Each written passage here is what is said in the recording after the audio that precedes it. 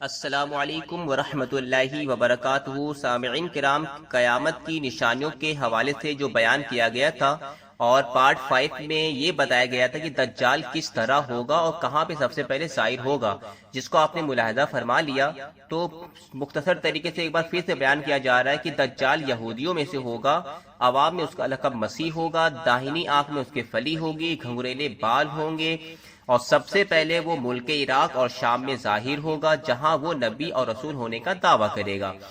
پھر وہاں سے اصفہان چلا جائے گا اور اس طرح وہ اس کی پیشانی پہ کافی لکھا ہوگا، اور وہ اس زمین پر اس دنیا میں 40 دن رہے گا، جس میں سے پہلا جو دن ہوگا وہ 1 سال کے برابر ہوگا، دوسرا دن 1 مہینے کے برابر ہوگا، تیسرا دن 1 ہفتے کے برابر ہوگا، باقی چوتھے دن سے نارمل دن جس طرح ہوتے ہیں ویسے ہی ہوگا۔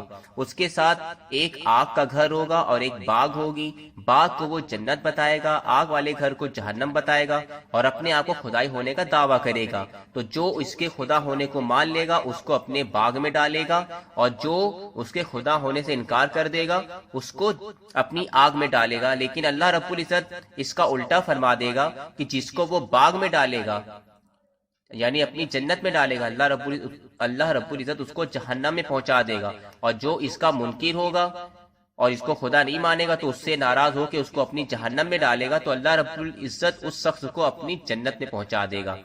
سامعین کرام، یہ پوری دنیا میں سیر کرے گا لیکن مکے اور مدینے میں نہیں داخل ہو پائے گا۔ جب یہ ملعون ارض مقدس مدینہ سے باہر موجود ہوگا، ان دنوں مدینہ میں ایک عالم بزرگ ہوں گے جو اس ملعون کو اپنے علم خدا داد سے پہچانیں گے اور اسے لاجواب کرنے اور لوگوں کو حق راہ بتلانے کے لیے دجال سے مناظرہ کریں گے۔ چنانچہ مدینہ سے باہر آ کر دجال کی فوج کے قریب آ کر پوچھیں گے دجال کہاں ہے؟ وہ ان کی گفتگو کو دجال کے ادب کے خلاف سمجھیں گے، اس عالم دین بزرگ کو قتل کرنے کا ارادہ کریں گے، لیکن ان میں سے کچھ لوگ منع کر دیں گے اور کہیں گے کہ تمہیں معلوم ہونا چاہیے کہ ہمارے اور تمہارے خدا دجال نے بغیر اجازت کسی کو قتل کرنے سے روک رکھا ہے۔ چنانچہ وہ دجال سے جا کہیں گے کہ ایک شخص آیا ہے جو بڑا گستاخ ہے اور آپ کی خدمت میں حاضر ہونا چاہ رہا ہے۔ دجال ان بزرگ عالم کو اپنے پاس بلائے گا۔ جب وہ بزرگ دجال کے چہرے کو دیکھیں گے تو فرمائیں گے میں نے تجھے پہچان لیا، تو وہی دجال ملعون ہے جس کی پیغمبر خدا صلی اللہ علیہ وسلم نے خبر دی تھی اور تیری گمراہی کی حقیقت بیان فرمائی تھی۔ دجال غصے میں آ کر کہے گا اس کو آرے سے چیر دو۔ یہ سن کر اس کے ماننے والے انہیں پکڑیں گے اور اس بزرگ کے 2 ٹکڑے کر ڈالیں گے اور عبرت کے لیے دائیں بائیں ڈال دیں گے۔ پھر خود دجال ان دونوں ٹکڑوں کے درمیان سے نکل کر لوگوں سے کہے گا اگر اب میں اس مردے کو زندہ کر دوں تو کیا تم میری خدائی کو تسلیم کر لو گے؟ وہ کہیں گے ہم تو پہلے ہی آپ کے خدا ہونے کو مانتے ہیں اور کسی قسم کا شک و شبہ دل میں نہیں رکھتے۔ ہاں، اگر آپ اسے ہمارے سامنے زندہ کر دیں اور ایسا ہو جائے تو ہم کو مزید اطمینان ہو جائے گا۔ پھر وہ ان دونوں ٹکڑوں کو اٹھا کر زندہ کرنے کا حکم دے گا، چنانچہ وہ خدائے قدوس کی حکمت اور ارادے سے زندہ ہو کر کہے گا اب تو مجھے پورا یقین ہو گیا ہے کہ تو وہی مردود دجال ہے کہ جس کے لعنتی ہونے کی خبر پیغمبر خدا صلی اللہ علیہ وسلم نے دی تھی۔ یعنی سامعین کرام، یہ بتایا گیا ہے کہ ایک عالم دین اس دجال سے مناظرہ کریں گے جس میں وہ کہیں گے کہ یہ کافر ہے، تو دجال کہے گا اپنے ماننے والوں کو کہ ان کے 2 ٹکڑے کر دو۔ وہ لوگ 2 ٹکڑے کر دیں گے جسم کے ان کے سر سے پیر تک کی، اور آدھا حصہ دائیں طرف اور آدھا حصہ بائیں طرف پھینک دیں گے۔ اس کے بعد دجال اپنے ماننے والوں سے کہے گا کہ میں اس کو زندہ کر دوں تو تم لوگ مجھے خدا مان لو گے؟ تو وہ لوگ کہیں گے ہم لوگ تو پہلے ہی خدا آپ کو مانتے ہیں، لیکن آپ ہمارے سامنے کر دیں تو ہمارا ایمان اور مزید پر ہو جائے گا۔ اس کے بعد اس نے ان کو زندہ کر دیا۔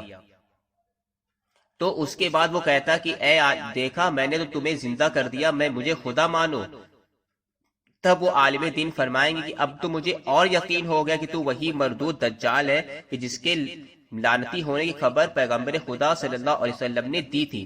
دجال بالکل جھنجھلا کر معتقدین کو حکم دے گا کہ اس کو ذبح کر دو۔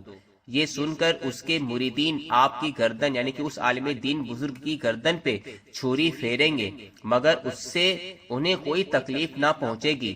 دجال شرمندہ ہو کر انہیں اپنی خود ساختہ دوزخ میں ڈالے گا، مگر حضرت ابراہیم علیہ السلام کے معجزے کی طرح وہ آگ ان پر ٹھنڈی اور سلامتی والی ہو جائے گی۔ اس کے بعد سامعین کرام دجال سے یہ طاقت چھین لی جائے گی اور کسی مردے کو زندہ نہ کر سکے گا، اور یہاں سے ذلیل و رسوا ہو کر ملک شام کو روانہ ہو جائے گا۔ مسلم شریف صفحہ نمبر 302 میں اسی طرح منقول ہے۔